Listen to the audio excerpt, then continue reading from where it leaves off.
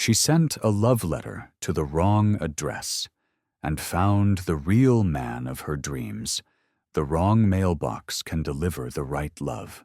Emma Richardson sat at her small kitchen table on a rainy Thursday evening, surrounded by crumpled pieces of paper and the ghostly glow of her laptop screen.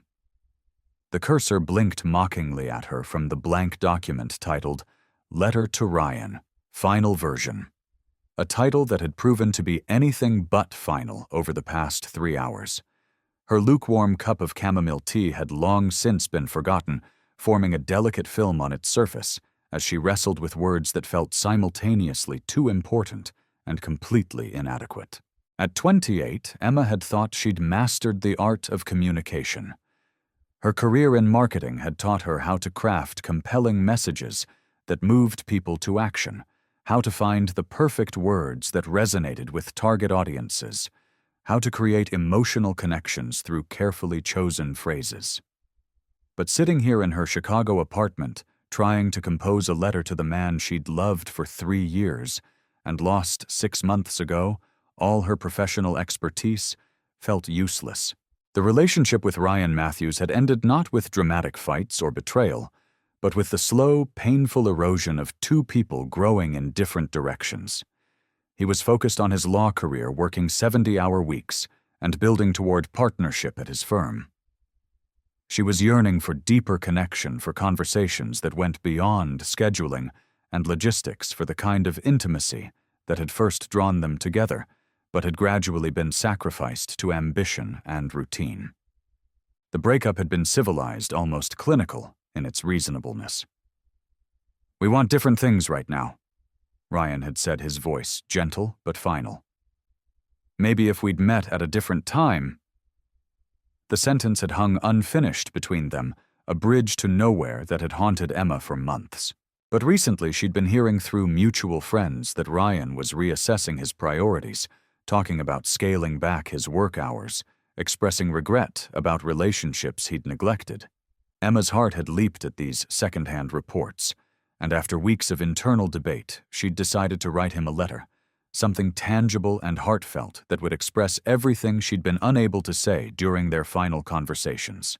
She abandoned the laptop and picked up a pen, letting her hand move across cream-colored stationery that she'd purchased specifically for this moment.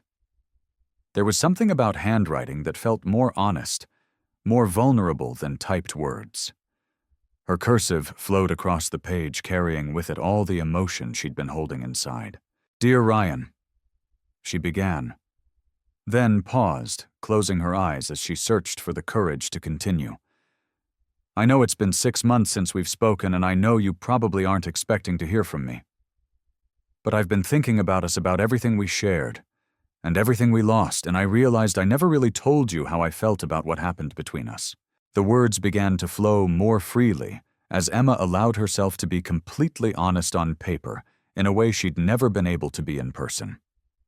She wrote about the small moments she missed most, the way Ryan would absently play with her hair while reading legal briefs, how he'd text her funny observations during boring meetings, the way he'd looked at her during their first vacation together in Napa Valley, when she'd laughed so hard at his story about accidentally attending the wrong wine tasting that she'd snorted wine through her nose. "I know we said we wanted different things, but I keep wondering if we were really talking about the same things, using different words. You wanted success and achievement, and I wanted connection and meaning. But what if those don't have to be mutually exclusive? What if we were just scared of admitting how much we needed each other?" Emma's hand moved steadily across the paper, pouring out months of unexpressed feelings, regrets, and hopes. She wrote about how the breakup had forced her to examine her own fears and patterns, how she'd realized that she'd sometimes held back, emotionally afraid of being too needy or demanding. She acknowledged the ways she might have contributed to their communication problems and expressed her willingness to work on building something stronger together. "I heard from Sarah that you've been thinking about making some changes in your life, about finding better balance between work and everything else. I don't know if that means anything about us, but it made me hope that maybe we could have a conversation about whether there's still something worth fighting for between us." As she neared the end of the letter, Emma felt both exhausted and exhilarated. She'd managed to capture on paper everything she'd been carrying in her heart for months. The letter was honest without being desperate, vulnerable without being weak, hopeful without being presumptuous. I'm not asking for promises or immediate answers. I'm just asking if you'd be willing to talk, really talk about where we are, and whether there's a possibility of finding our way back to each other. If not as the people we were then, as the people we've become. I love you, Ryan. I never stopped loving you even when I was angry about how things ended. And if there's any part of you that still loves me too, I think we owe it to ourselves to see if we can build something better than what we had before. With all my heart, Emma. She set down the pen and read through the letter twice, making minor corrections and adjustments. It felt right vulnerable, but dignified, honest, but not overwhelming. This was her truth laid bare on cream-colored paper in navy blue ink, ready to be sent into the world with hopes and prayers attached. Emma carefully folded the letter and slipped it into an envelope, writing Ryan's address from memory. 847, Maple Street Apartment 2B. She'd been there countless times during their relationship, had helped him move in 2 years ago, had spent lazy Sunday mornings there reading the paper and sharing coffee and dreams of the future. The rain had stopped by the time she walked to the corner mailbox, the evening air fresh and cool against her skin. She stood for a moment, holding the envelope, aware that once she dropped it through the slot, there would be no taking it back. This letter would carry her heart across the city and deposit it unguarded into Ryan's hands. Emma took a deep breath and let the letter fall into the darkness of the mailbox, hearing it hit the bottom with a soft thud that seemed to echo with possibility. She walked home feeling lighter than she had in months, having finally given voice to everything she'd been carrying silently. Whatever happened next, she'd been brave enough to try. What Emma didn't know was that in her nervous haste to address the envelope, she'd made a small but significant error. Her muscle memory had served her well for the street name and apartment number, but she'd transposed 2 digits in the street number. Instead of 847 Maple Street, she'd written 874 Maple Street. The letter that carried her heart, her hopes, and her carefully crafted words of love was making its way through the postal system toward a complete stranger who lived just a few blocks away from her intended recipient. Tomorrow, it would arrive in the mailbox of someone who had no idea that his ordinary Thursday was about to become extraordinary, and that a misdirected letter would change both their lives in ways neither could have imagined. Sometimes the most beautiful stories begin with the smallest mistakes, and sometimes the wrong address delivers exactly the right message to exactly the right person, at exactly the right moment. Emma's letter was about to prove that love doesn't always arrive where you expect it. Sometimes it finds you precisely where you need to be found. James Sullivan retrieved his mail at exactly 4:17 p.m. on Friday afternoon, a habit he'd maintained for the 3 years he'd lived at 874 Maple Street. As a high school English teacher, he appreciated routine and found comfort in the small rituals that structured his days. Today's mail collection was typical: a utility bill, 2 catalogs he'd never ordered, and what appeared to be a handwritten letter addressed to someone named Ryan. James paused on his front steps, studying the envelope more carefully. The handwriting was feminine and elegant, the kind of penmanship that suggested someone who still took time to write letters by hand in an increasingly digital world. The return address showed E. Richardson, with an address just 8 blocks away, and the envelope felt substantial, as if it contained more than a brief note. At 31, James had lived long enough to understand that mail delivery mistakes happened regularly in their neighborhood, where Maple Street, Maple Avenue, and Maple Court intersected in a configuration that confused even longtime residents. He'd received misdirected mail before, and had always made the effort to ensure it reached its intended recipient, either by walking it to the correct address or leaving it with the building manager if the recipient lived in one of the larger apartment complexes. But something about this letter felt different. Perhaps it was the weight of it in his hands, or the care that had obviously been taken with the addressing, or simply the way the late afternoon sunlight caught the cream-colored paper. James found himself standing on his front steps longer than usual, holding someone else's correspondence, and feeling an unexpected reluctance to simply redirect it. Inside his small but comfortable apartment, James set the letter on his kitchen counter while he prepared his usual Friday evening meal pasta with homemade sauce and a glass of red wine. He'd developed a routine of cooking elaborate dinners for himself on weekends, a practice that had begun as a way to combat the loneliness that sometimes accompanied his single life, but had evolved into something he genuinely enjoyed. As he stirred the sauce and waited for the pasta water to boil, James found his eyes repeatedly drawn to the letter. There was something almost magnetic about it, as if it contained secrets or stories that were calling to him. He tried to focus on the book he'd planned to read during dinner, a collection of contemporary poetry by Mary Oliver, but his attention kept drifting to the envelope. It was while he was washing dishes after dinner that curiosity finally overcame propriety.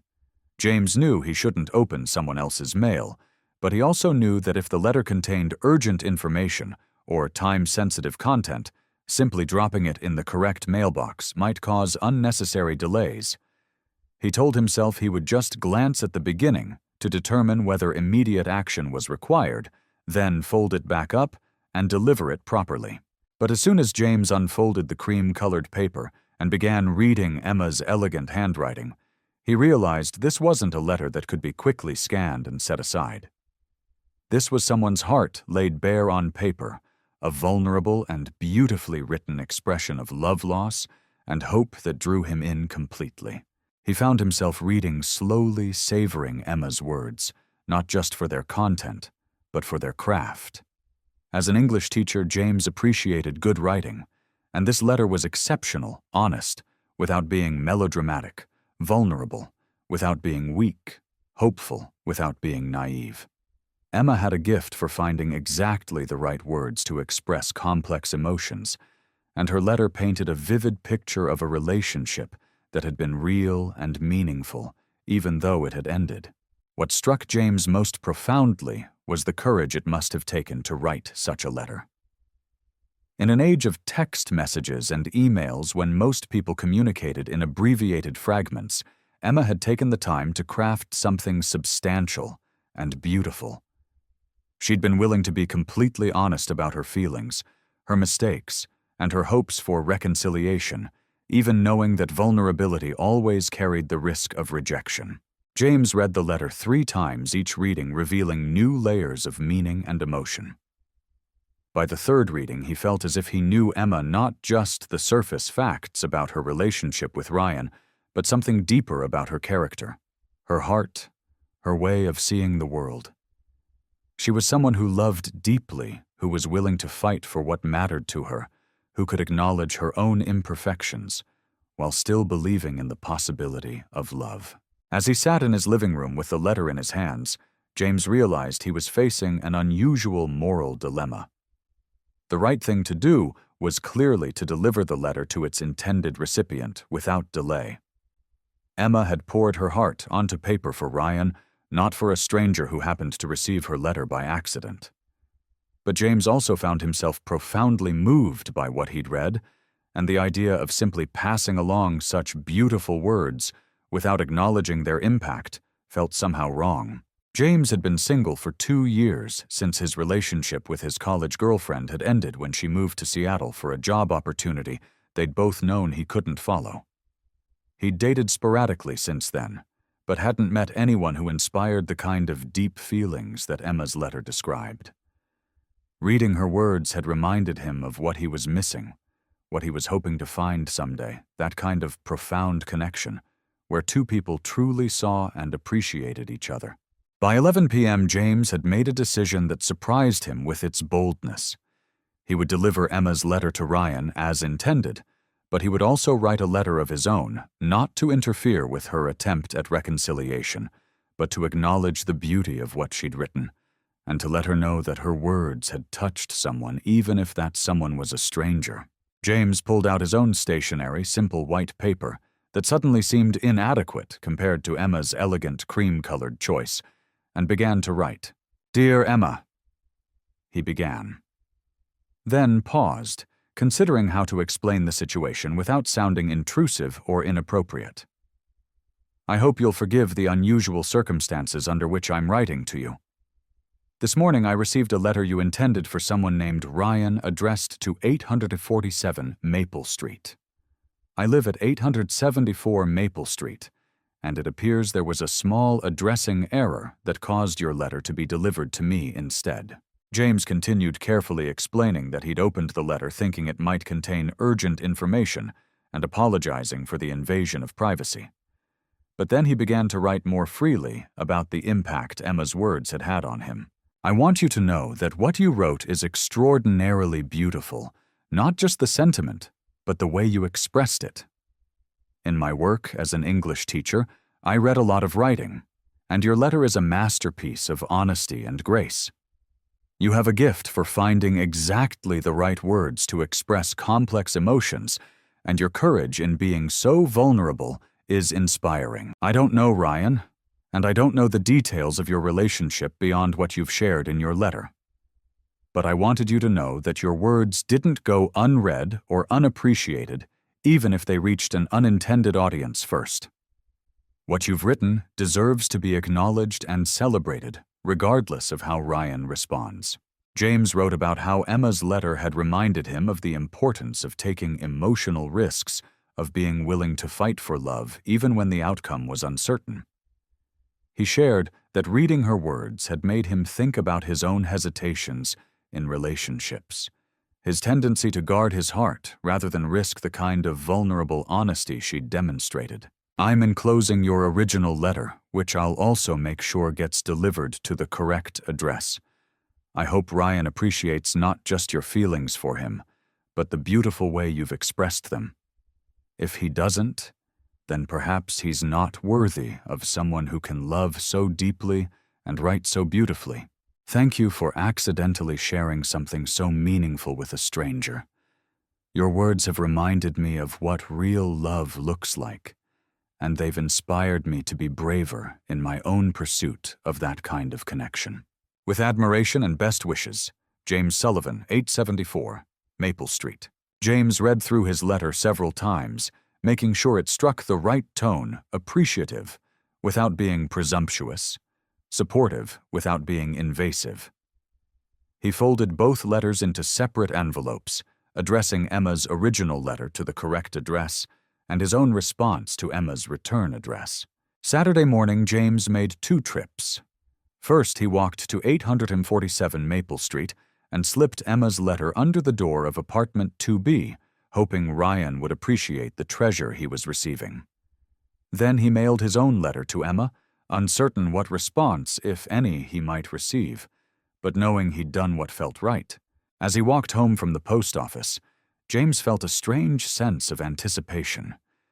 He'd taken an emotional risk of his own reaching out to a stranger whose words had moved him, not knowing whether his gesture would be welcomed or dismissed. But Emma's letter had taught him something about the value of vulnerability, and he'd decided to follow her example of speaking his truth, regardless of the outcome.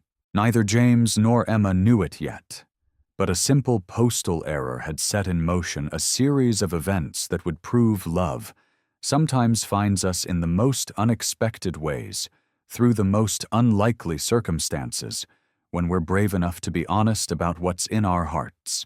Emma's Saturday morning routine was disrupted by an unexpected knock at her apartment door at 9:47 a.m. Through the peephole, she could see a delivery person holding an envelope, and her heart immediately leapt with the irrational hope that somehow Ryan had received her letter and responded immediately. But when she opened the door, the reality was more mundane certified mail that required her signature, nothing romantic or urgent about it. She signed for the envelope absently, her mind already turning to the day ahead. Emma had plans to meet her best friend Claire for brunch, followed by shopping for a new dress, partly because she needed one for work, but mainly because she wanted to feel confident and attractive in case Ryan did respond to her letter and wanted to meet. She'd spent Friday evening oscillating between regret about sending the letter and excitement about the possibilities it might create. It wasn't until she was getting ready to leave for brunch that Emma noticed the return address on the certified mail envelope, James Sullivan, 874 Maple Street. The address was unfamiliar, and she couldn't think of any reason why someone named James Sullivan would be sending her certified mail. Curious, she opened the envelope and found not one, but 2 letters inside her own handwriting on cream-colored paper and an unfamiliar masculine script on white stationery. Emma's hands began to tremble as she recognized her own letter to Ryan, the one she'd dropped in the mailbox Thursday evening with such hope and nervous energy. Why was it being returned to her? Had Ryan moved without updating his forwarding address? Had he refused delivery? Her mind raced through increasingly devastating possibilities as she unfolded the second letter and began to read James's explanation. Understanding dawned slowly as she processed his words about address confusion and delivery errors. She'd sent her heartfelt love letter to a complete stranger who lived just a few blocks away from Ryan. The letter that was supposed to carry her feelings across the city to the man she loved had instead landed in the hands of someone named James Sullivan, who had opened it, read her most private thoughts, and was now returning it with commentary. Emma's first reaction was mortification so intense it made her physically dizzy. A stranger had read the most vulnerable thing she'd ever written, had seen her lay her heart bare on paper, had witnessed her emotional nakedness without her consent or knowledge. She felt exposed and foolish, as if she'd accidentally appeared in public without clothes. But as she continued reading James's letter, her embarrassment began to give way to something more complex. His words were kind, respectful, and surprisingly insightful. He wasn't mocking her vulnerability or treating her letter as entertainment. Instead, he was responding to her writing with the appreciation of someone who understood both the craft and the courage required to create something so honest. "Your letter is a masterpiece of honesty and grace," he'd written, and Emma found herself reading that line several times. No one had ever described her writing in those terms before. Her marketing work was functional and effective, but rarely beautiful or moving. James was seeing something in her words that she hadn't even recognized in herself. She read both letters again, paying closer attention to James's tone and word choices. He wrote like someone who understood language, who appreciated nuance and craftsmanship. His letter was thoughtful and articulate, revealing glimpses of someone who thought deeply about relationships, communication, and emotional honesty. Despite the unusual circumstances, she found herself intrigued by this stranger who had responded to her accidental correspondence with such grace and insight. Emma was 20 minutes late to brunch with Claire, her mind still processing the morning's unexpected development. Claire took one look at her friend's distracted expression and immediately began interrogating her about what had happened. "You look like you've seen a ghost," Claire observed, as they settled into their usual corner booth at their favorite cafe. "Did Ryan respond to your letter already?" "Not exactly," Emma said, then launched into the entire story, the addressing mistake the stranger who'd received her letter, his thoughtful response and promise to deliver her original letter to the correct address. Claire listened with growing amazement, occasionally interrupting to ask for clarification or to express disbelief about the coincidence. "Wait, let me understand this correctly," Claire said when Emma finished her explanation. "You accidentally sent your love letter to some random guy he read. It was moved by it, wrote you a beautiful response letter, and then personally delivered your original letter to Ryan." "That's the situation, yes. Emma, that's either the most embarrassing thing that's ever happened to you or the most romantic. I can't decide which." "I'm leaning toward embarrassing." "Are you kidding?" A complete stranger was so touched by your writing that he took the time to craft a thoughtful response and ensure your letter reached its intended recipient. "That's not embarrassing, that's magical." Claire insisted on reading both letters, studying James's handwriting, and analyzing his word choices with the intensity of a literary scholar. "Emma, this guy is clearly intelligent, sensitive, and thoughtful. He's an English teacher, which means he knows good writing when he sees it. And he was moved enough by your letter to break social convention and reach out to a stranger. But the whole situation is so weird. I poured my heart out to one man and a different man read it and responded. It feels like some kind of cosmic mix-up. Or cosmic intervention. Maybe the universe is trying to tell you something. Like what? Like maybe you've been focusing on the wrong man. Emma stared at her friend. Claire, I don't even know this James person. He could be married or gay or completely wrong for me in every way imaginable. He could also be perfect for you in ways you haven't considered yet. Emma, when's the last time someone responded to your writing, to your thoughts and feelings, with this kind of appreciation and understanding? Emma had to admit that James's response had touched something deep inside her. To have her words truly seen and valued by someone, even a stranger, felt more intimate than some of the relationships she'd had with people she'd known for years. What are you suggesting I do? Write him back.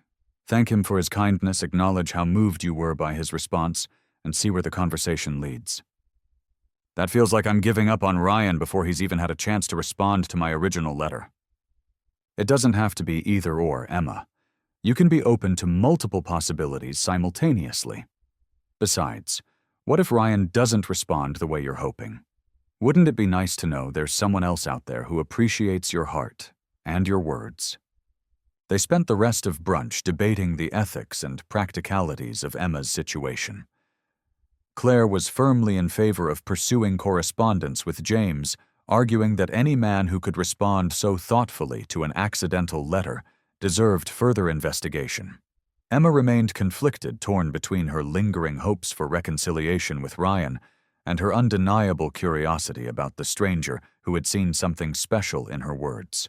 That afternoon, while shopping for the dress that was supposed to make her irresistible to Ryan, Emma found herself thinking more about James's letter than about her intended recipient.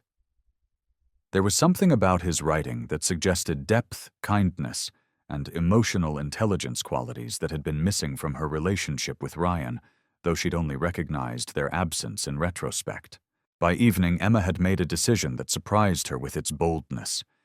She would write back to James not as a romantic overture, but as a simple acknowledgement of his kindness and an expression of gratitude for his thoughtful response. If nothing else, she owed him thanks for handling her mistake with such grace. She sat down at her kitchen table with the same cream-colored stationery she'd used for her letter to Ryan, but this time her words flowed more easily, without the emotional weight and desperate hope that had made her first letter so difficult to write. "Dear James," she began. "I don't even know where to start in thanking you for your kindness in handling my addressing mistake with such grace and thoughtfulness. When I realized what had happened, that a complete stranger had read my most private thoughts, my first reaction was mortification. But your letter transformed that embarrassment into something closer to gratitude." Emma wrote about how James's appreciation for her writing had given her a new perspective on her own abilities, how his words had made her feel truly seen in a way she hadn't experienced in years. She thanked him for delivering her original letter to Ryan and for responding to her vulnerability with such respect and insight. "I've been thinking about what you wrote regarding the courage required for emotional honesty, and I realize you demonstrated that same courage in reaching out to me. It would have been much easier to simply forward my letter without comment, but you chose to acknowledge its impact on you, and that acknowledgement has been a gift I didn't know I needed." As she wrote, Emma found herself curious about James's life, his work as a teacher, his thoughts about literature and love, and the intersection between the two. She asked thoughtful questions about his experience reading student writing, and whether he'd ever had his own work affect someone the way her letter had affected him. "I hope this doesn't sound presumptuous, but I'd love to know more about the person who could respond so thoughtfully to an accidental correspondence. Would you be interested in continuing this conversation over coffee sometime? I promise any future letters will be intentionally addressed to you." Emma sealed the letter with a mixture of nervousness and excitement that felt different from the anxiety she'd experienced when writing to Ryan. This time she was reaching out to someone who had already demonstrated his appreciation for her words, someone who had shown kindness to a stranger, someone who might understand her in ways that Ryan never had. As she walked to the mailbox Sunday evening, Emma realized that her misdirected love letter might have been the best mistake she'd ever made. Sometimes the wrong address delivered exactly the right message to exactly the right person, and sometimes love found you when you weren't even looking for it, disguised as a postal error and wrapped in the kindness of strangers. James discovered Emma's second letter in his mailbox Tuesday evening, recognizing her elegant handwriting immediately among the usual collection of bills and advertisements. His heart rate quickened as he climbed the stairs to his apartment, the envelope feeling weightier in his hands than its physical mass could account for. He'd spent the weekend wondering whether his decision to write back had been appropriate or intrusive, and Emma's response would determine whether his gesture had been welcomed or merely tolerated. Inside his apartment, James set the letter on his kitchen counter and poured himself a glass of wine before settling into his favorite reading chair by the window.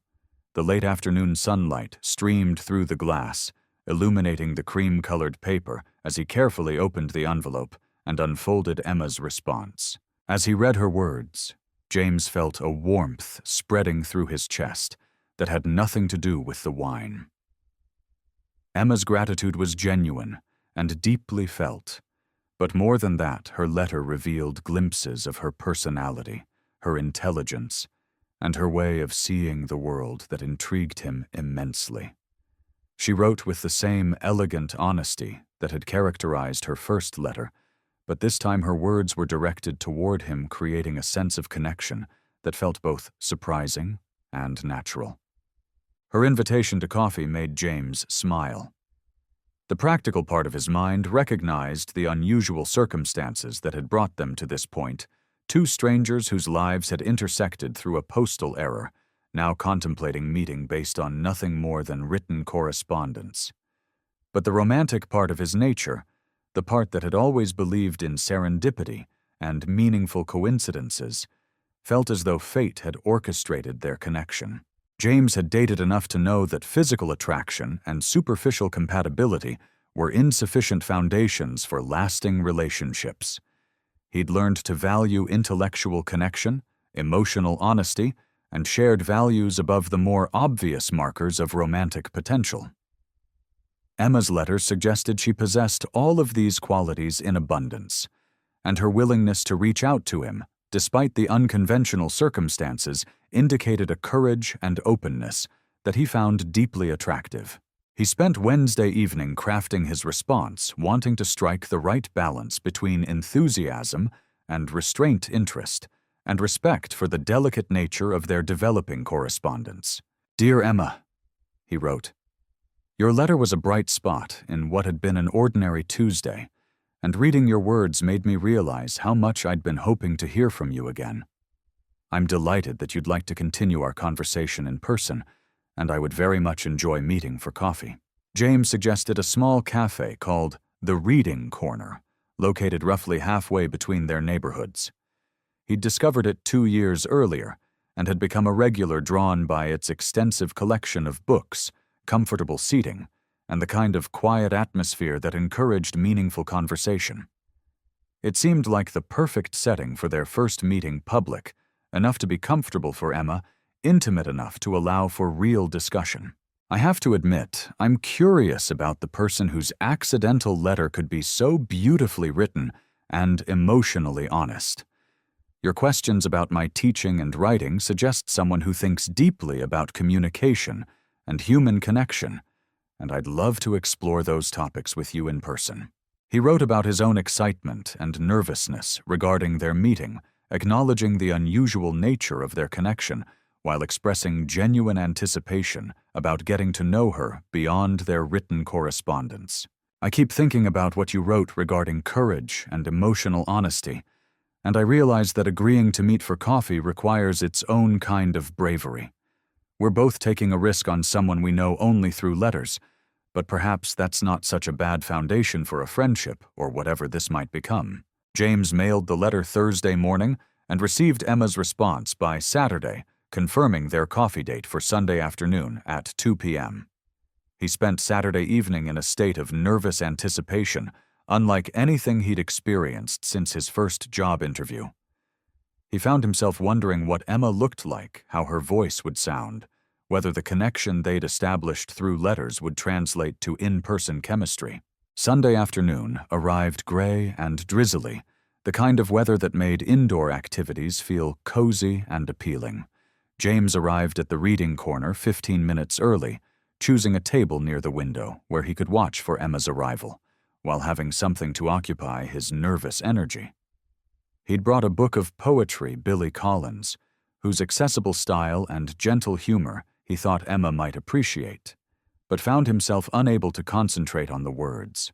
At exactly 2 p.m., James saw a woman with auburn hair and an uncertain expression pause outside the cafe's front window, studying the interior as if looking for someone.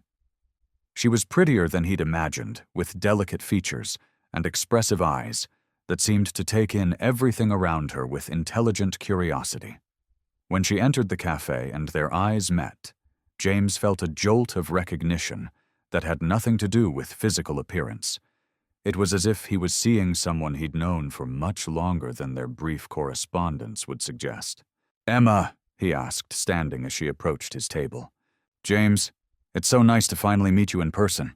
Her voice was softer than he'd expected, with a slight trace of nervousness that mirrored his own feelings. As they settled into their seats and ordered coffee, James marveled at how natural their interaction felt, despite the unconventional circumstances that had brought them together.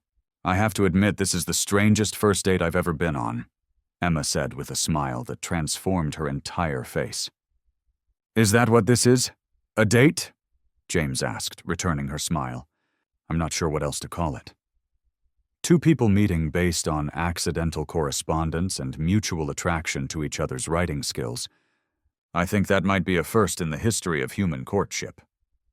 Their conversation flowed as naturally as their written correspondence had, moving seamlessly between topics both serious and lighthearted. Emma asked about his teaching, and James found himself sharing stories about his students, his love of literature, and his belief that writing could be a powerful tool for understanding both oneself and others. "Your letter to Ryan was beautifully written," James said during a lull in their conversation. "Have you ever considered pursuing writing beyond your marketing work?" Emma looked surprised by the question. "Not really. I mean, I write marketing copy, but that's very different from personal writing. Is it, though? Good marketing writing requires understanding your audience, connecting with their emotions, and persuading them to take action. Your letter demonstrated all of those skills, plus a level of vulnerability and honesty that most people struggle to achieve even in private." "I never thought about it that way. You should consider it. There's a real hunger for authentic voices in writing right now, and you clearly have something meaningful to say." They talked about books they'd loved, places they wanted to travel, their families and backgrounds, and dreams for the future.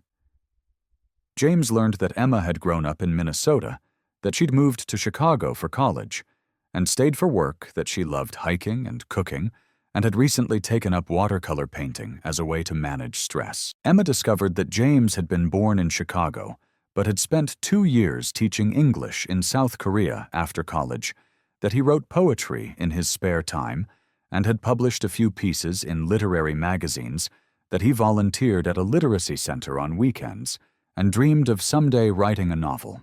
"What would your novel be about?" Emma asked. "I'm not sure yet. Maybe about the unexpected connections that change people's lives, the way ordinary moments can become extraordinary if you're paying attention." "Like accidental letters." "Exactly like accidental letters." As their coffee date extended into its second hour, James found himself increasingly drawn to Emma's intelligence, her humor, and her way of listening with complete attention. She asked thoughtful questions, shared personal insights, and demonstrated the same emotional honesty in person that had characterized her letters. "Can I ask you something that might be awkward?" Emma said as they prepared to leave the cafe. "Of course. Have you heard anything from Ryan? I mean about whether he received my letter." James had been wondering when this topic would arise. "I slipped it under his door Saturday morning, but I don't know anything beyond that. Have you heard from him?" "Nothing. It's been over a week now, which probably means he's either not interested in responding or he's still processing what I wrote. How do you feel about that? Emma was quiet for a moment, considering the question. Honestly, I'm less anxious about it than I expected to be. Getting to know you has reminded me that there are other possibilities out there, other ways to connect with someone. Is that what we're doing? Connecting? I think so, don't you? James nodded, feeling a warmth in his chest that had nothing to do with the coffee they'd been drinking. I'd like to see you again, Emma. I know the circumstances that brought us together were unusual, but I feel like we've started something worth exploring. I'd like that too. They exchanged phone numbers and made plans for dinner later in the week, both of them acknowledging that they were stepping into uncharted territory, but willing to see where their connection might lead. As James walked home through the drizzly afternoon, he reflected on the extraordinary chain of events that had brought Emma into his life. A misdirected letter had become an unexpected gift, introducing him to someone whose mind and heart resonated with his own in ways he hadn't experienced before. He thought about the novel he'd mentioned, wanting to write about ordinary moments becoming extraordinary, and realized that he was living exactly such a story. Sometimes love really did arrive through the most unlikely channels, and sometimes the best relationships began with the smallest accidents that revealed the deepest truths about two people who were ready to find each other. 3 weeks into their developing relationship, Emma found herself in an emotional state she hadn't experienced in years, the giddy, nervous energy of someone falling in love with surprising speed and intensity. She and James had seen each other 6 times since their first coffee date, and each encounter had deepened her appreciation for his intelligence, kindness, and the way he seemed to truly see and value who she was. Their second date had been dinner at a small Italian restaurant, where they'd talked for 3 hours about books, travel, and their respective childhoods. Their third meeting had been a Saturday afternoon at the Art Institute, where James had surprised her with his knowledge of contemporary painters and his thoughtful observations about how visual art and written language served similar purposes in expressing human experience.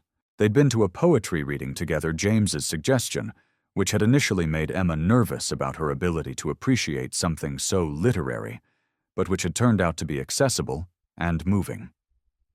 They'd cooked dinner together at Emma's apartment, with James demonstrating his impressive culinary skills, while Emma contributed her talent for creating warm, welcoming atmospheres. Most recently, they'd spent a Sunday morning hiking at a forest preserve outside the city, talking and laughing as they walked, sharing stories and dreams, with the easy intimacy of people who were becoming genuinely close friends, as well as romantic interests. What amazed Emma most was how natural everything felt with James. Unlike her relationship with Ryan, which had required constant navigation of his moods and schedules, being with James felt effortless. He was present when they were together, engaged in their conversations, and genuinely interested in her thoughts and experiences. But as Emma's feelings for James deepened, she found herself increasingly troubled by the unresolved situation with Ryan. 3 weeks had passed since James had delivered her original letter, and she'd heard nothing. No phone call, no text, no response of any kind. The silence felt increasingly definitive, suggesting that either Ryan hadn't been moved by her words or had chosen not to respond for reasons she could only guess at. Emma was sitting in her apartment on a Thursday evening, ostensibly working on a marketing campaign for a new client, but actually staring at her phone and debating whether to call Ryan directly when her doorbell rang.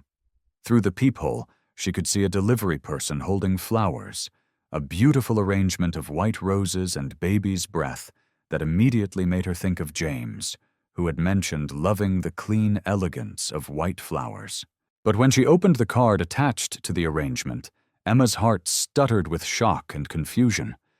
The flowers were from Ryan, accompanied by a note written in his familiar handwriting.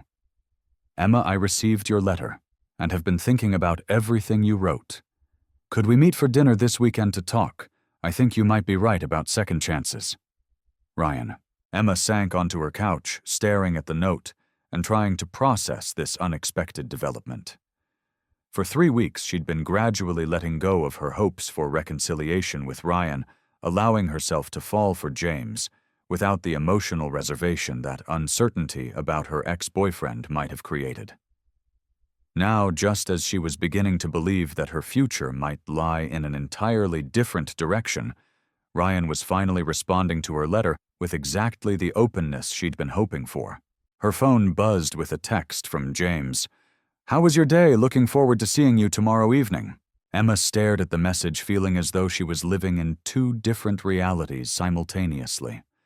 In one reality, she was a woman who had found unexpected love with a thoughtful stranger after her misdirected letter had created a beautiful coincidence. In the other reality, she was someone whose heartfelt appeal to an ex-boyfriend was finally receiving the response she'd originally wanted.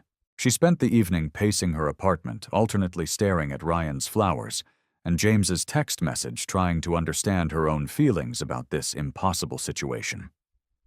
3 weeks ago, Ryan's response would have filled her with joy and vindication. Now it filled her with confusion and a strange sense of loss. Emma realized that her feelings for James had grown deeper than she'd consciously acknowledged. What had begun as gratitude for his kindness and appreciation for his intelligence had evolved into something much more significant, the kind of connection she'd been seeking with Ryan, but had never quite achieved. James understood her in ways that Ryan never had. He appreciated her writing, encouraged her creative impulses, and seemed genuinely interested in her thoughts and dreams. Their conversations flowed naturally across topics both serious and playful, and she felt more herself in his presence than she'd felt in any relationship before. But Ryan represented 3 years of shared history, a relationship that had been meaningful, even though it had ended, and the fulfillment of her original romantic goal. Walking away from the possibility of reconciliation with him felt like abandoning everything she'd thought she wanted. Emma called Claire, needing her best friend's perspective on this emotional dilemma. "Wait, Ryan finally responded to your letter," Claire said immediately. "After 3 weeks of silence, he's suddenly interested in reconciliation." "That's what his note suggests, yes." "And how do you feel about that?" Emma was quiet for a moment, considering the question honestly. "Confused. 3 weeks ago I would have been ecstatic. Now I'm not sure what I want. Because of James. Because of James. Claire, I think I'm falling in love with him. Real love, not just hope or wishful thinking or attachment to a shared past." "Then why is Ryan's response creating a dilemma?" "Because I wrote that letter with my whole heart. I put everything I was feeling onto paper and sent it to him, asking for a second chance. How can I ignore his response just because someone else has come into my life in the meantime?" "Emma, you sent that letter to the wrong address, remember? Maybe that was the universe telling you something about who you were really supposed to be writing to." "That's a romantic interpretation, but it doesn't resolve my ethical dilemma. I made a commitment to Ryan when I sent that letter, and he's finally responding." "What kind of commitment?" "You expressed your feelings and asked if he wanted to explore reconciliation. He could have responded immediately, or within a few days, or even within a week. 3 weeks of silence followed by flowers, and a dinner invitation feels more like hedging his bets than genuine romantic interest. Claire's point resonated with Emma more than she wanted to admit. If Ryan had been truly moved by her letter, wouldn't he have responded more quickly? The delay suggested either ambivalence or a response to some external pressure, perhaps hearing that Emma was dating someone new through their mutual friends. "What do you think I should do?" "I think you should be honest with both of them about the situation, and then follow your heart rather than your sense of obligation to a relationship that already ended once." "You think I should choose James?" "I think you should choose whoever makes you feel most like yourself, whoever appreciates you most fully, and whoever you can imagine building a future with, rather than just reconstructing a past with." That evening, Emma made the difficult decision to be completely honest with James about Ryan's response. They were supposed to have dinner together Friday night, and she couldn't enjoy his company while hiding such significant information. She called him Thursday night, her heart pounding as she prepared to potentially complicate or end the most promising relationship she'd ever experienced. "James, I need to tell you something important, and I want you to hear it directly from me, rather than wondering why I seem distracted tomorrow night. Okay, that sounds serious. Ryan responded to my letter. He sent flowers and asked me to dinner this weekend to discuss the possibility of getting back together. The silence on the other end of the line stretched longer than Emma was comfortable with, and she found herself filling the space with additional explanation. I know the timing is awful, and I know this creates a complicated situation for both of us, but I thought you deserved to know, rather than wondering why I seemed upset or distracted.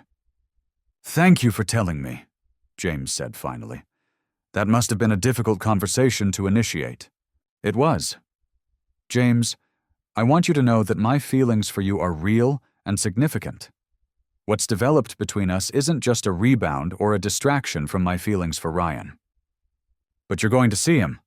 I think I have to. I wrote him a letter asking for exactly this opportunity, and I can't ignore his response just because my circumstances have changed. I understand. What happens to us while you're figuring out your feelings about Ryan?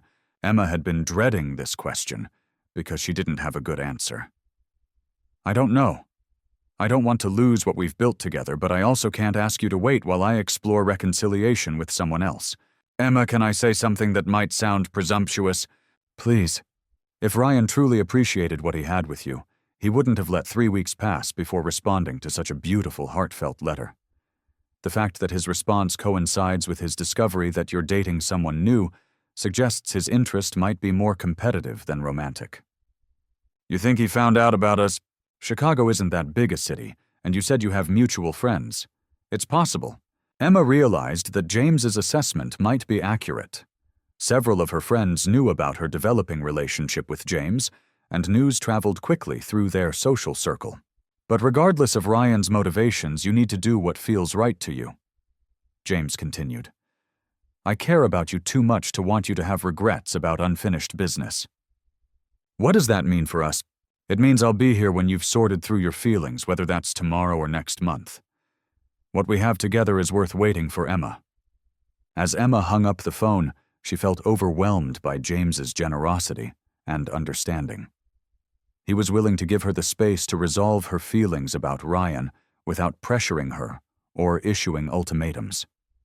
His response only deepened her appreciation for his character and made her more certain that losing him would be a tragedy she'd regret for the rest of her life. Now she just had to figure out how to honor her commitment to explore reconciliation with Ryan while protecting the relationship that had become more important to her than she'd initially realized. Emma chose her outfit for dinner with Ryan, with the same care she'd once reserved for job interviews and first dates, a navy blue dress that was elegant without being overly formal jewelry that suggested confidence without ostentation, and shoes that would allow her to walk away gracefully regardless of how the evening concluded. As she applied her makeup Friday evening, she caught her own eyes in the bathroom mirror and realized she was preparing for what felt more like a business meeting than a romantic reunion. The restaurant Ryan had chosen was La Bernardin, an upscale French place where they'd celebrated their second anniversary and several other significant milestones during their relationship. Emma recognized the gesture as deliberate an appeal to shared memories and better times, a setting designed to evoke nostalgia and emotional connection. She arrived 5 minutes late, a small act of self-preservation that would allow her to observe Ryan's demeanor before he noticed her approach. He was already seated at their usual corner table, looking handsome and successful in a charcoal gray suit that she recognized as one of his favorites. He was checking his phone with the focused attention that had characterized so much of their relationship, and Emma felt a familiar pang of frustration at his inability to be fully present even during important personal moments. "Ryan," she said, as she approached the table, noting how he startled slightly before looking up from his device. "Emma, you look beautiful." He stood to greet her with a kiss on the cheek that felt more polite than intimate.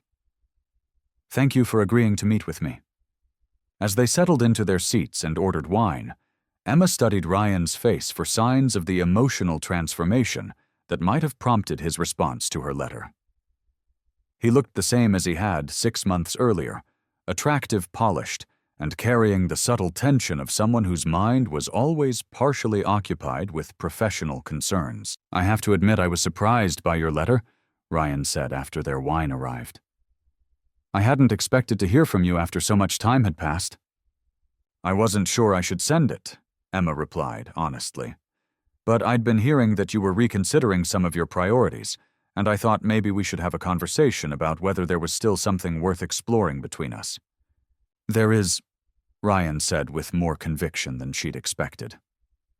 "Emma, I've had a lot of time to think about our relationship and what went wrong. I realize now that I was so focused on building my career that I neglected the most important relationship in my life." "What's changed?" "I've been seeing a therapist who's helped me understand how my work patterns were affecting my personal life. I've also been promoted to junior partner, which means I have more control over my schedule and workload."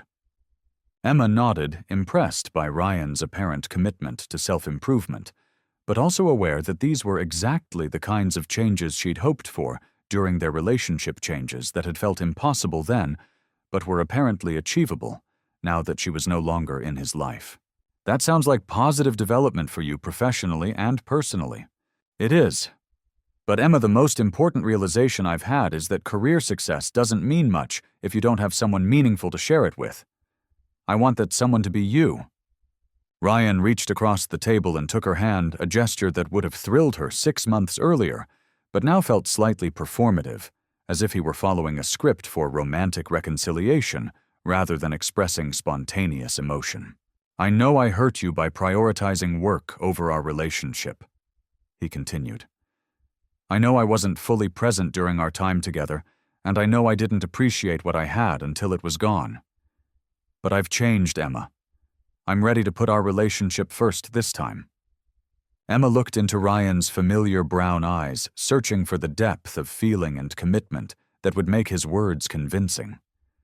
She saw sincerity there, and what appeared to be genuine regret about their breakup.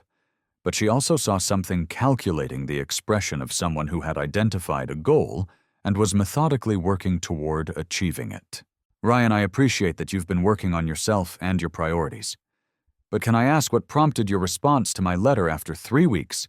I sent it with my heart on my sleeve, hoping for some indication of whether you might be interested in trying again." Ryan's slight hesitation before answering confirmed Emma's growing suspicion that his timing hadn't been coincidental. "I needed time to process what you'd written. It was a beautiful letter, Emma, and it deserved a thoughtful response, rather than an impulsive reaction." "And you didn't hear anything through our mutual friends about my dating situation?" Another pause, longer this time. "Sarah mentioned that you'd been seeing someone. But Emma, that doesn't change how I feel about you, or what I want for us. Doesn't it? Because the timing suggests that your interest in reconciliation might be more about not wanting someone else to have me than about genuinely wanting to be with me." "That's not fair. I've been thinking about us since long before I heard you were dating anyone." "But you didn't respond to my letter until you heard about James." Ryan leaned back in his chair, clearly frustrated by Emma's directness. "All right. Yes. Hearing that you were seeing someone motivated me to act more quickly than I might have otherwise. But Emma, that doesn't invalidate my feelings or my commitment to making things work between us.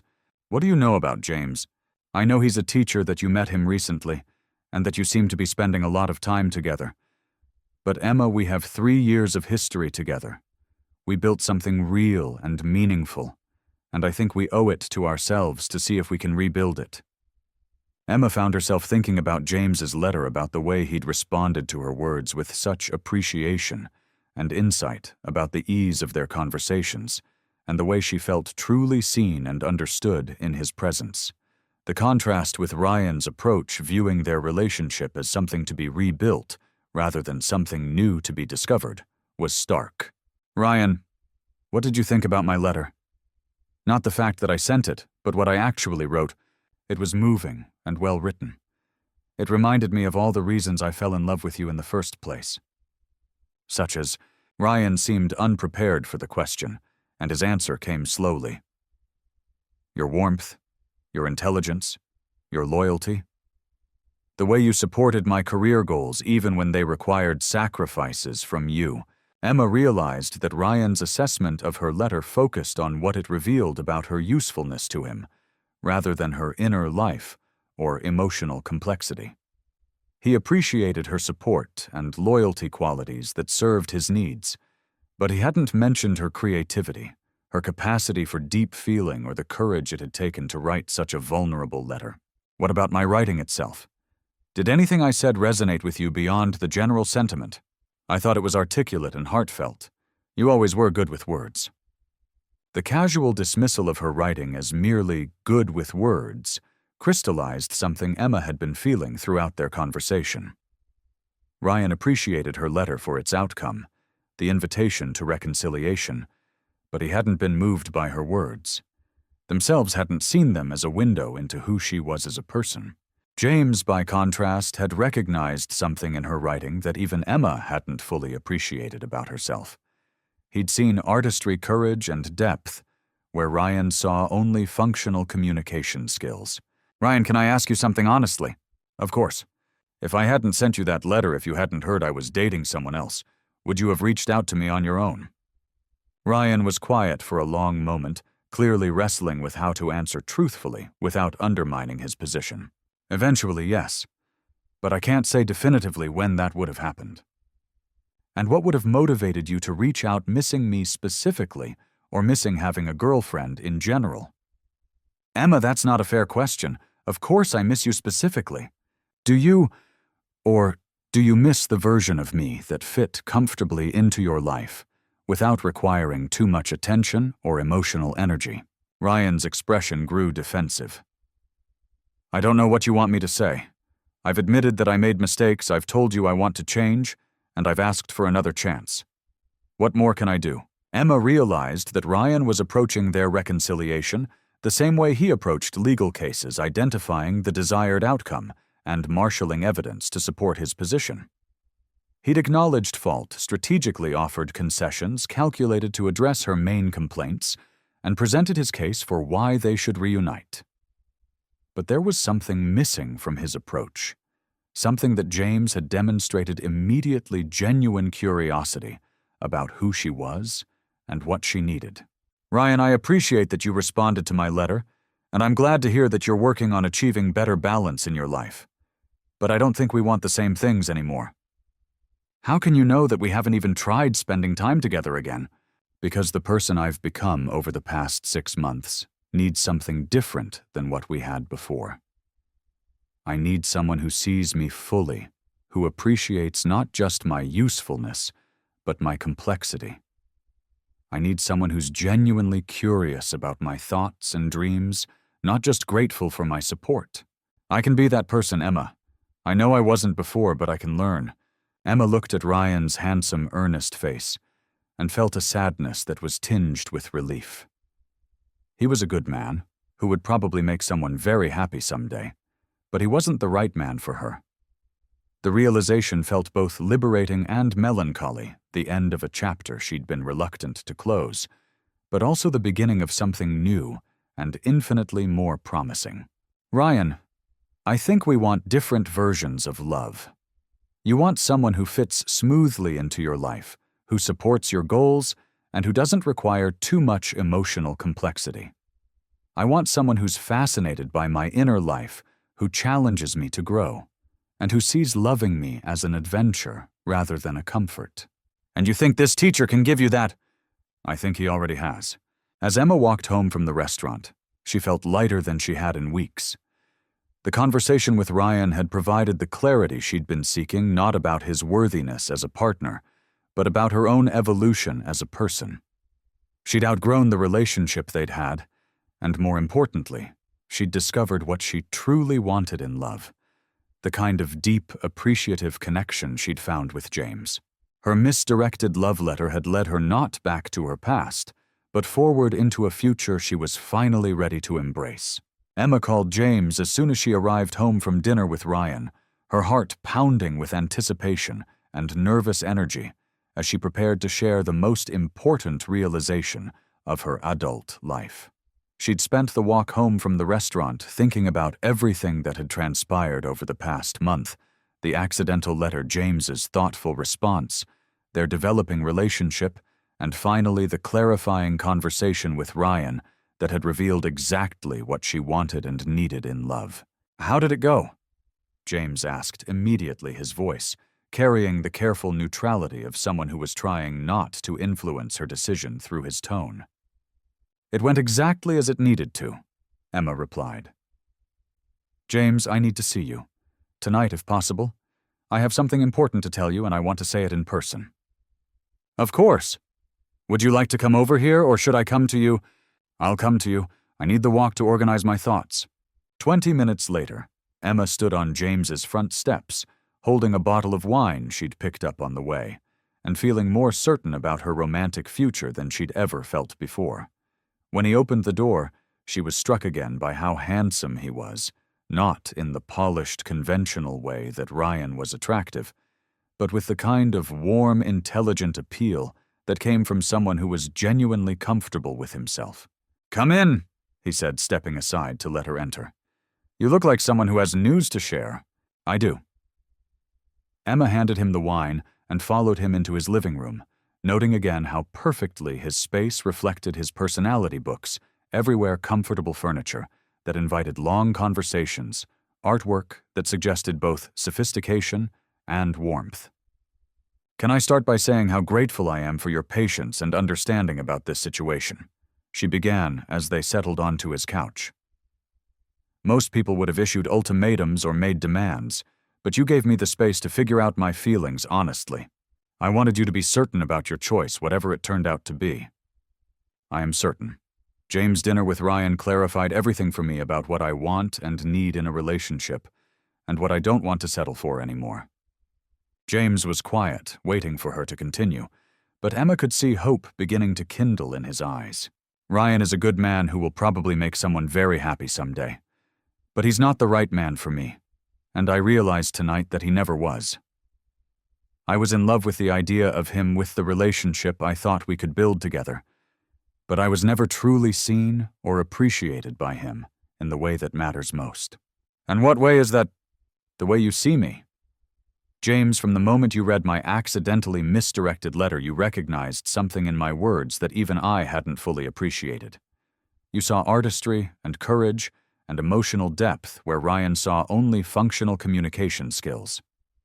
Emma moved closer to James on the couch, taking his hands in hers as she continued. "You've been genuinely curious about my thoughts and dreams and inner life. You've encouraged me to think of myself as a writer, not just someone who writes marketing copy.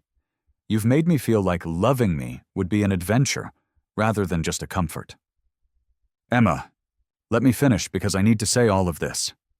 James, I've fallen in love with you. Not rebound love, not gratitude disguised as romance, but real deep, choose-you-everyday love. You're the person I want to write letters to for the rest of my life, even when we're sitting in the same room." James pulled Emma closer, framing her face with his hands, as he looked into her eyes with an intensity that made her breath catch. "Emma Richardson, I have been in love with you since the moment I read your first letter. Not because it was beautiful, though it was, but because it revealed someone whose heart and mind I wanted to know completely." When he kissed her, Emma felt like every romantic cliché she'd ever rolled her eyes at was suddenly perfectly true. Fireworks, butterflies, the sensation of coming home to a place she'd been searching for without knowing it existed, all of it was real and overwhelming and exactly right. "I want to tell you something," James said when they broke apart. "I started writing again because of you. Real writing, not just lesson plans and poetry exercises for my students. Your letter reminded me what it feels like to be moved by words, and I've been working on that novel I mentioned." "Really? What's it about?" "A woman who sends a love letter to the wrong address and finds the right love with the person who receives it by accident." Emma laughed, a sound of pure joy that filled James's apartment with warmth. "Are you going to change the names to protect the innocent?" "I'm thinking about it. Although I might keep the part about the beautiful, intelligent woman who writes letters that change lives. And the part about the English teacher who recognizes talent when he sees it. Definitely keeping that part." They spent the rest of the evening talking about their future together, not making concrete plans but exploring possibilities with the excitement of people who had found something precious that they wanted to protect and nurture.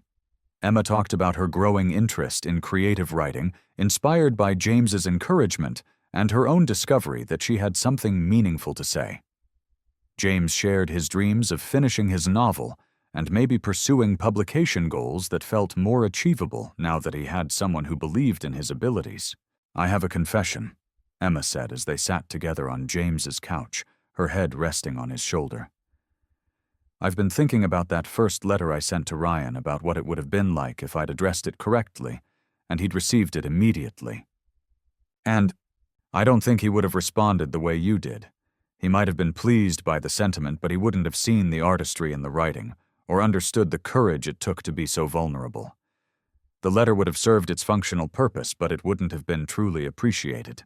So you're saying your addressing mistake was actually perfect aim. I'm saying the universe has a sense of humor about love. I thought I was writing to the man I belonged with, but I was actually writing to the man I was meant to find." James tightened his arms around Emma, marveling at the series of small coincidences and choices that had brought them together. A wrong address, a decision to open someone else's mail, the courage to respond to a stranger, all of it had combined to create something beautiful and lasting. "Emma, I want to ask you something, and I want you to think carefully before you answer." "Okay. Would you consider moving in with me, not immediately, not before we've had more time to build our relationship, but eventually? I know it's soon to be thinking about such things, but I can't imagine wanting to live anywhere that doesn't include you."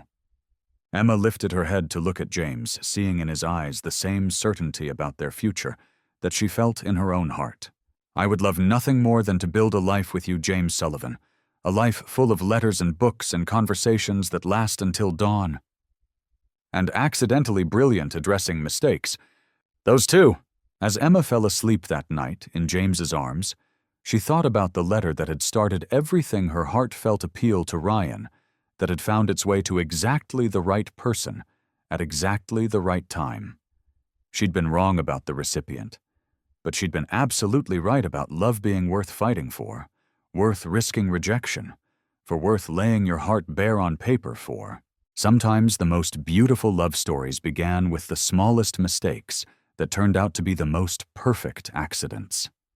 Sometimes the wrong address delivered exactly the right message to exactly the right person who was waiting to love you in all the ways you'd never dared to hope for. Emma's misdirected letter had found its way home, after all, not to the man she'd thought she loved, but to the man who would love her better than she'd ever imagined possible. And that she realized as she drifted off to sleep was the most beautiful ending she could have written for any love story, especially her own. 1 year later, Emma stood in the same corner where she'd mailed her first letter to Ryan, but this time she was posting wedding invitations addressed to friends and family scattered across the country.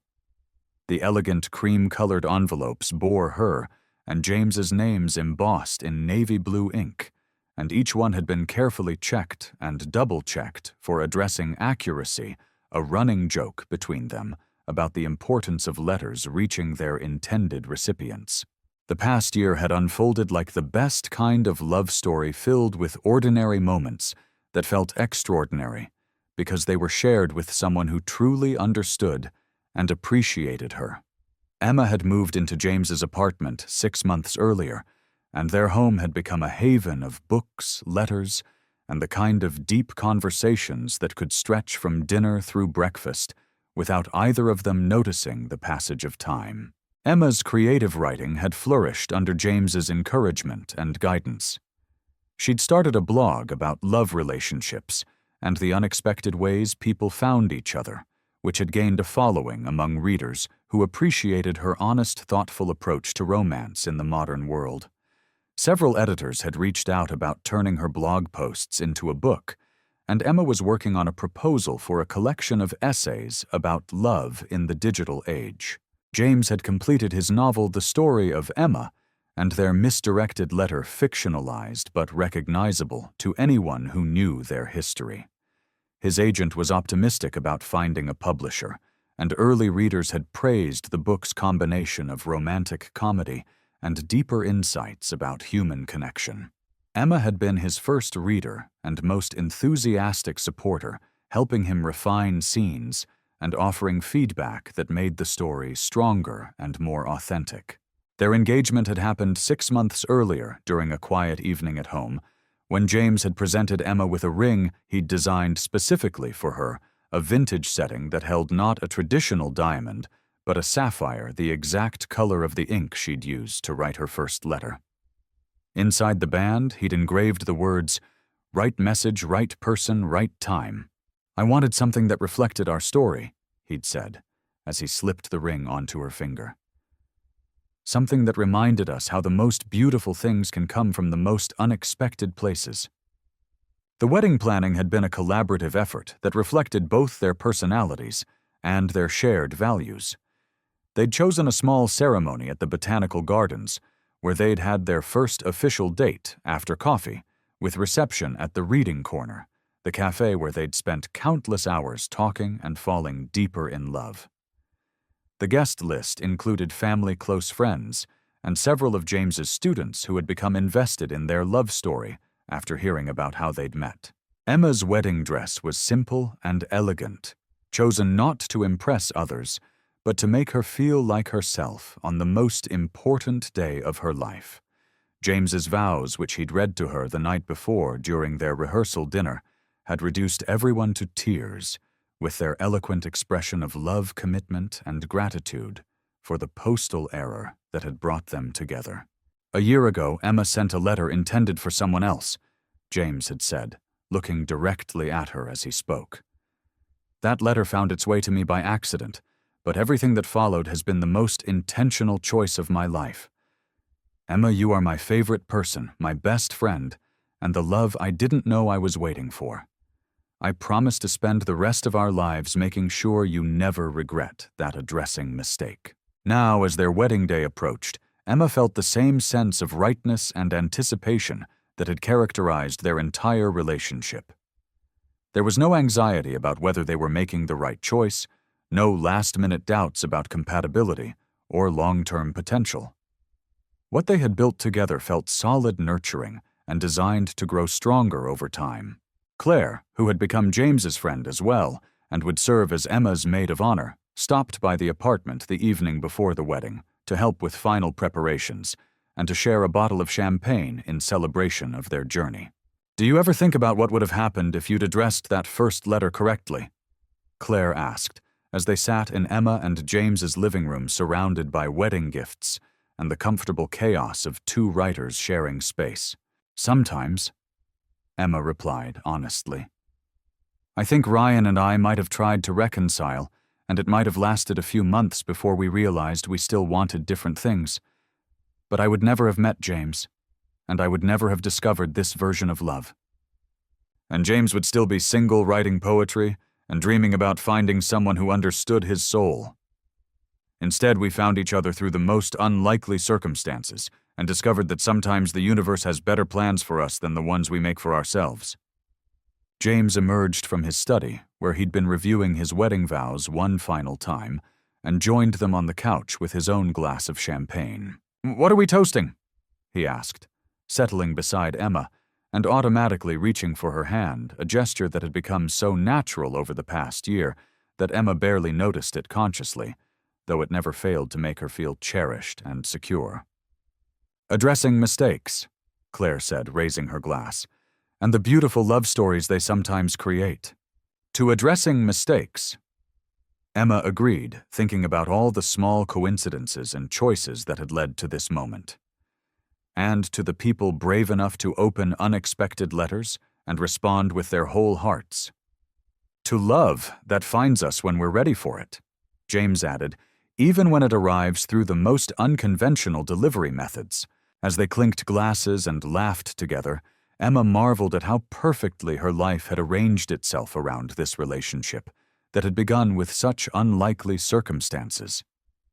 The woman who had sent a desperate love letter to the wrong address had become someone confident in her own worth, secure in her creative abilities, and deeply, joyfully in love with a man who saw and appreciated every aspect of who she was. Their wedding day dawned clear and bright, with the kind of perfect autumn weather that made everything feel touched by magic. As Emma got ready with Claire's help, she thought about the letter that had started everything, her vulnerable appeal to Ryan, that had instead found its way to James's hands and heart.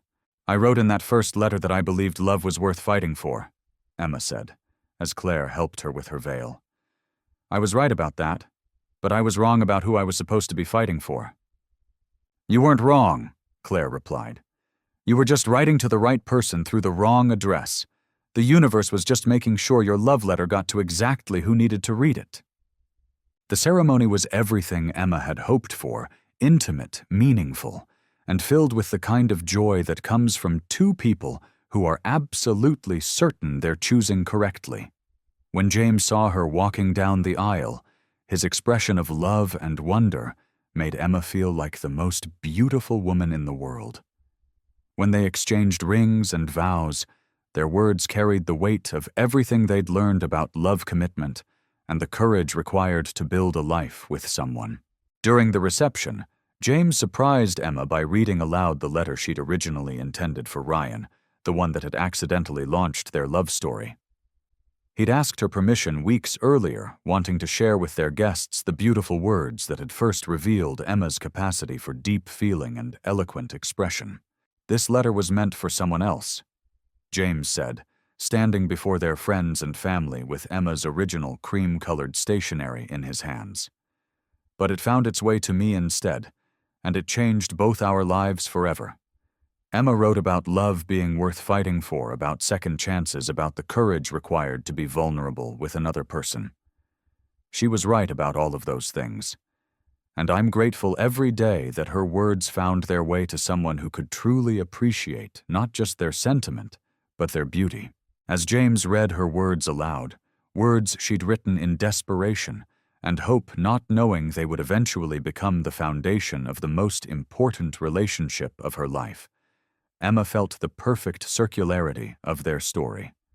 The letter that had begun as an appeal to her past had become the first page of her future, and the man reading her words with such love and appreciation was proof that sometimes the most beautiful destinations were reached through the most unexpected routes. Later that evening, as Emma and James shared their first dance as husband and wife, she whispered in his ear the words that had become their private joke and deepest truth. "Best addressing mistake I ever made." "Best letter I ever received," he whispered back. "Even if it wasn't intended for me, especially because it wasn't intended for you." As they swayed together on the dance floor, surrounded by the people who loved them most, Emma thought about all the other love letters she would write to James over the years: ahead, anniversary notes, birthday cards, random expressions of affection left on his pillow or tucked into his lunch bag. All of those future letters would be intentionally addressed, carefully delivered, and gratefully received by the man who had proven that sometimes the wrong mailbox delivered exactly the right love at exactly the right time. Their love story had begun with a misdirected letter, but it would continue with a lifetime of intentional communication, deliberate choice, and the daily decision to keep writing their story together, one perfectly addressed letter at a time. And they all lived happily, purposefully, and lovingly ever after. Sometimes the wrong address delivers exactly the right love.